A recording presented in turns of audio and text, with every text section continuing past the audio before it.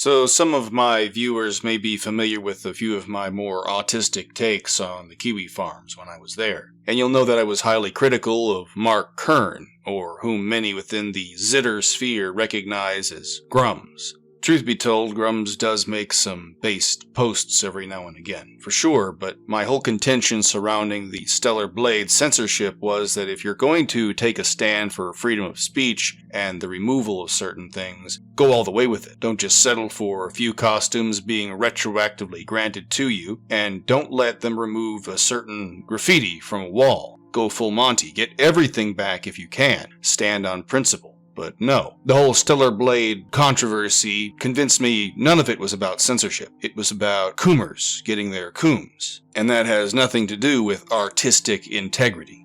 But for the grace of God goes that whole drama, all but memory hold, and now we're into whatever comes next, right? That is the way of things on the internet. Now, my whole point of bringing up Mark's Zeets and his foray into internet culture stuff is that I'm noticing the same signs of resignation and cuckery that was evident in the early Gamergate days. And while I don't believe in a so-called targeted harassment group, most assuredly there was definitely something organic and real going on within Gamergate. And that something had a substance that has all but diminished over the years. The whole Gamergate thing is depressing. It was the opportunity to finally kick the teeth in of social justice warriors and Tumblrettes and draw a line in the sand and push back against all these hypersensitive. And for a while it was working really, really well. All you had to do was attack. See, that's the trick. That's why I love polls so much. People think you need to be a moderate or an independent or a neutral. They're wrong. You need to pick an extreme. You need to pick a side with a yes or a no answer. That's how you attract people to you. If you're too focused on being a moderate, if you try to approach the middle to appeal to moderates, you become indistinguishable from them, and your message becomes diluted. And as time went on, that's what happened to Gamergate. However, in recent days, we've seen those sentiments resurrected, albeit hardened by various other events that have occurred over the last 10 years or so. And here I have a collage of lots of prominent examples. I didn't make this. This has been going around online. And you can just see some of the strange things that have been inserted into video games to push basically diversity, equity, and inclusion. It's the hatred of beauty as a principle, and also most of the people pushing this DEI will themselves be horribly ugly women. Within that resurgence, Gamergate 2.0, I have taken notice of a few actors who seem to be on the right side of the issues, but they've also said some things that leave me concerned. If you guys know me, or if you guys don't know me, I don't really weigh in on like the whole woke shud stuff or anything like that. That's not really my space. My thing is usually just like very balanced perspectives on things. That's all it is. That's all I want in life, is just balanced perspectives. People that want to meet other people halfway at the very least. That's all I look for in life. A lot of people want to point out things like folks that use pronouns and stuff like that. I don't care about any of that. I don't care. I don't care what people want to be called or how people identify. Why would I give a shit? I'm living my own life. In a lot of cases, it's not even the ideology that's being like pressed and the morals that are being pressed into these games that are the things that are deflecting the players. It's actually just the quality and the overall enjoyment that we derive from those games. It has nothing to do with like, oh, there's a character in the game that's, gay, or there's a character in the game that's of another race. I don't care about any of that stuff. It doesn't bother me at all, man. And so let's talk about Smash JT. This guy, Jeff, has been showing up in my recommendeds every so often. Naturally, because he's been grifting. Sorry. He's been talking about recent stuffs involving Sweet Baby Inc. and wokeness in video games, all of that jazz. Okay, well, let's make an example of Jeff here. I should precursor this as well, saying that I have nothing against Jeff. I don't know much about him as an individual, and my goal here isn't to make a mockery of him or to attack other people on YouTube. Rather, this is just my attempt to, notice things. Metroid is one of the greatest video game series of all time, and if you haven't played it, you owe it to yourself to at least try it out. Because not only has it had groundbreaking mechanics and new ways to play, creating literally an entire genre of gaming just based off of the name alone. So as far as introductions go, this is all incredibly generic, non-specific, entirely subjective. I mean, you could apply this introduction to the Call of Duty series, or the Super Mario Bros. Series, or Halo series, any number of popular video game series, and it would all work in the same fashion. Just say, this series is the GOAT and you should try it out. And it would be more or less the same as saying nothing at all. None of what Jeff says here would ever compel me to want to save an industry staple from its inevitable doom at the hands of woke entrepreneurs seeking to destroy it. Why not talk about the history of Metroid, its ongoing popularity, and what makes it innovative in the first place? What's at stake here? Or would talking about that take too long? And frankly, I don't believe Jeff even cares about what he's saying. If he did, maybe he would be a bit more specific about what he was talking about when he says people owe it to themselves to try it out. You talking about a particular game or the entire series? That all being said, we do not arrive at anything particularly egregious until we get to this part. But also featuring a female protagonist and being one of the first games in history to do such a thing and bringing it to such prominence. Whoa, whoa, whoa, whoa, a female protagonist? Wow. So, what are we supposed to say here? That literally has never been done before? Like a woman with breasts and a...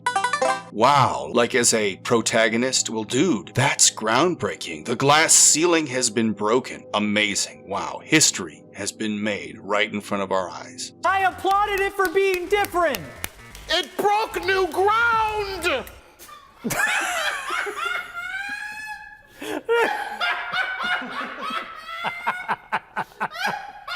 Sarcasm aside, how does anyone listening to this not notice this is courting the woke narrative? Folks who are based and don't give a hoot about representation or inclusion would just look at Samus's womanhood as being completely incidental. I mean, why is it significant that she's a woman? Oh right, because the wokesters care. Featuring a female protagonist and being one of the first games in history to do such a thing and bringing it to such prominence.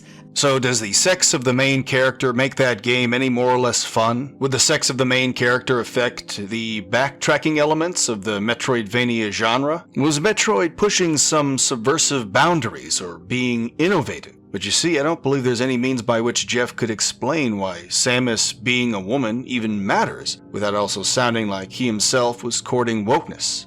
Let's all just acknowledge the actual truth. Samus being a woman was purely for the sake of eye candy for the young men who would be playing Metroid at that time. An alluring reward for a game well played. And of course, a young man being attracted to this blonde-haired beauty would have been considered perfectly good and natural, as it was ought, and still should be today. Saying this means anything else would be granting the woke narrative a boon that it does not deserve. We shouldn't look at it as anything more or less an exception. This kind of commentary is one that you might see from politicians trying to be bipartisan. If you're familiar with critical race theory, a tenet there is that white people must forever be apologetic about their tendency to bigotry. One of the more insidious aspects to disciplines like DEI is that they work off white people acknowledging their inherent racism, sexism, phobias, or whatever it is. And part of that acknowledgement is made apparent in people who, for no other reason other than self-inflicted white guilt, are obliged to continually insist that they are not racist, not sexist,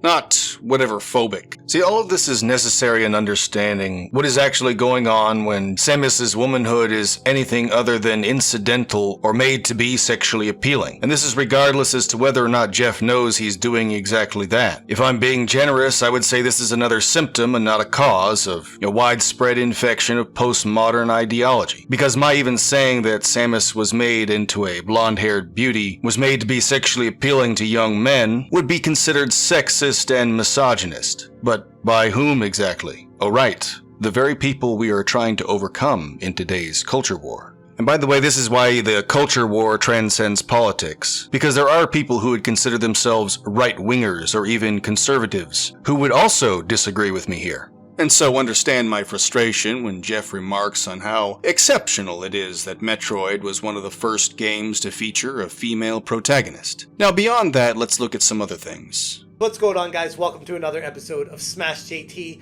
A story is breaking right now. Hit that subscribe, give me a like, and check out SmashJT.com for the full article about how Mercury Steam has followed Blizzy and how this could provide a lot more negative insight for the future direction of Metroid. This is more or less a second intro to his video here, and it tells you a lot less about Jeff and a lot more about how YouTube works, and Jeff is taking advantage of that here. His content caters to the YouTube format of giving a quick summary within the first minute of his video. Following that, we have his logo, leading into yet another summary, followed by a logo, and a request for a sub, and a comment, and a like, etc. And while I can understand why he does this, it's yet another reason why I don't follow his channel. I want to engage with content that has something worthwhile to say. I am not looking to have my opinions affirmed in less than 60 seconds. Metroid fans, brace yourselves. Mercury Steam, the Spanish development studio behind Metroid Dread and the Castlevania Lord of the Shadows series, is raising some proverbial eyebrows once again over a recent social media choice and the potential impact on future Metroid games. The studio has drawn attention not for their gameplay innovations or upcoming projects this time, but instead due to an ideological shift that has many fans of the series extremely concerned. An ideological shift, will correct me if I'm wrong, but that shift happened 14 years ago. Back in 2010, there were a lot of people who were talking about just how bad Metroid Other M was. The entire narrative and story was completely made by Nintendo and headed by Yoshio Sakamoto, who is somewhat the George Lucas of Metroid, for more than one reason. Now, I don't know what Sakamoto's thought process was when writing this story, but something must have gone severely wrong because the Samus he created doesn't seem to be the same one we thought she was. In fact, so many contradictions are made towards the established Metroid universe that Nintendo had to stealthily remove the Prime series from the timeline. You can tell they weren't proud about doing this though. This isn't like they announced it to the world or anything, they sneakily hid it out of sight on some obscure part of the web, creating a warped timeline that revolves solely around Other M. There was even this dude who was talking about it on Blip TV when that was around. And oddly enough, he had the same name as I did. There are aspects that go beyond the simple continuity gaps, such as the confused transition between Other M and Fusion, or the befuddled dynamics behind the mental psychosis of Samus Aran. Damn, what's the deal with this dude's voice? And all this gobbledygook and nonsense appealing to, intellectuals and high-minded folks? Get out of here, man. None of this is based or cool. I would suggest you develop those vocal cords and get your balls to drop. Maybe then you can come back and make reviews like a real man. All jokes aside, I did used to go by the name What the Egad back in 2010, and I made a review about Metroid Other M. And even back then, a lot of folks could see the shadow of wokeness seeping into the industry. Regardless, we nevertheless progressed in today's current cultural state. 14 years ago, I don't think I had the wherewithal to get to the truth of the matter, although I believe I was on the right track. But now as I watch Jeff talk about Metroid as if something is at stake here for fans of the franchise, I ask myself, doesn't he know that true and honest Metroid fans haven't really been fans since 2010? Now, that isn't to discount Metroid Dread as being a great game, nor the Super Smash Bros. Series, which naturally included Samus as one of the fighters. Oh, look at the action pose. Holy shit, Samus.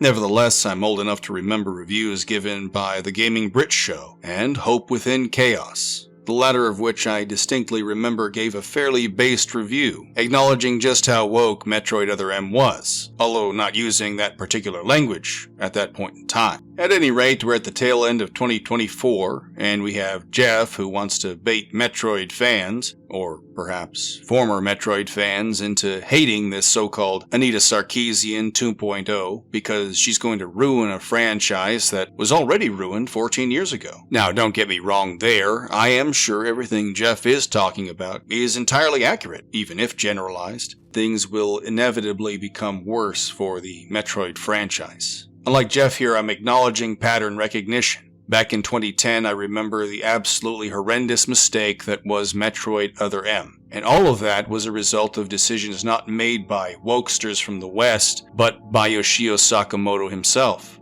In addition, I remember that Sakamoto specifically wanted the Metroid Prime series canonicity to be distinct from his own series. And those are things I will grant Jeff might not know, although he does use clips from Sakamoto's interviews about Other M. But giving him the benefit of the doubt, what I suspect is that Jeff assumes the series are all interconnected in some way, but they're not.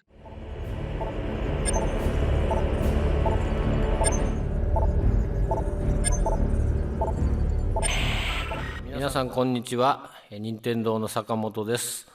メトロイドプライムシリーズ3部作の完結編、メトロイドプライム3コラプションいかがでしょうか。楽しんでいただいてますか。このシリーズ以外にもサムスのミッションはまだまだ続きます。期待して待っててください。ではこれからもメトロイドをよろしくお願いします。メトロイドおもろいど。